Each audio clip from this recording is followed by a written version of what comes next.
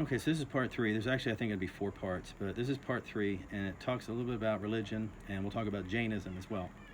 One of the things we notice in this sort of, it's kind of an interim period with these very weak states in northern India, is that there's some religious conflict. And we have these sort of Orthodox Brahmins and Hindus struggling against these practices that were found in the republics, which are a little less orthodox. Partly it's a religious concern, like, hey, that's not our stuff. But it mostly is self-preservation due to the authority of those upper castes. I mean, the Brahmins don't want religious information or knowledge coming from anybody else. And Brahmins are needed to perform what we might call orthodox religious ceremonies, and they don't want to lose that privilege.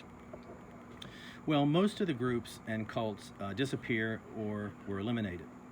Two groups that survived were Jainism and Buddhism. And I want to talk about Jainism first. Jainist ideas existed in the 600s BC, but they took shape really in the 500s with the leadership of Mahavira. Now, Mahavira was around age 30 in 510 and BC, and he became a monk, and he wandered around seeking truth and guidance in the Ganges River Valley. He rejected the domination of religion and society by the Brahmins, and his teachings were later collected and written down in the 400s. Now, Jains believed that the world functions according to an eternal natural law, not divine law, and that it is continually passing through waves of progress and decline. Jains believe that everything in the universe has a soul, and the purification of the soul is the purpose of living.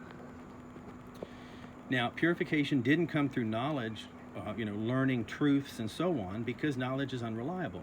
And Mahavira told a very famous story about 6 blind men, each touching a different part of an elephant. The one touching the trunk insisted that he was touching a snake. The guy touching the leg insisted it was a tree trunk. Another grabbed the tail, insisting that it was a rope. So each of these guys only had a fraction of the knowledge, but it did not give them enough information to know the truth of what was around them. And there's an old Greek saying that's sort of along these lines: a little knowledge is a dangerous thing, drink deep or drink not from the Pierian spring. And the Pierian spring to the Greeks was where knowledge came from. So it's either take a full drink or don't drink at all. Well, Mahavira said that only a monk could achieve a pure soul, and it required a very strict vow on nonviolence. And as we said before, this could be really extreme, as even the unconscious killing of an ant while walking was a sin. Jains often wore, and some still wear, a cloth mask to prevent them from accidentally inhaling even tiny insects that are flying around. And I guess with COVID-19, I suppose that's a good thing.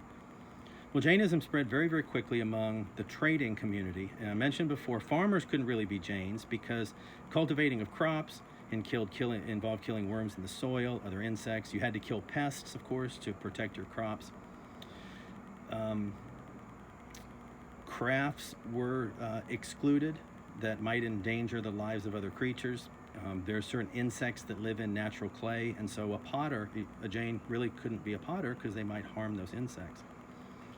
Even today, Jain parades usually have individuals in the front with brooms sweeping the pathway as kind of a ceremonial, hey, look, we're clearing life out of the way so nothing gets stepped on. Acceptable occupations included trade and commerce, and so Jains worked as merchants and middlemen. They owned possessions, but they really didn't approve of land ownership or didn't really value it. And so Jainism develops mostly as an urban practice in the cities. Jains tend to be pretty well off. In general, Jains shared the ideas of dharma, karma, samsara, and so on. So basic principles are the same, which is not surprising because it comes out of Hinduism. So I'm going to stop there, and in the next section I'm going to talk about Buddhism.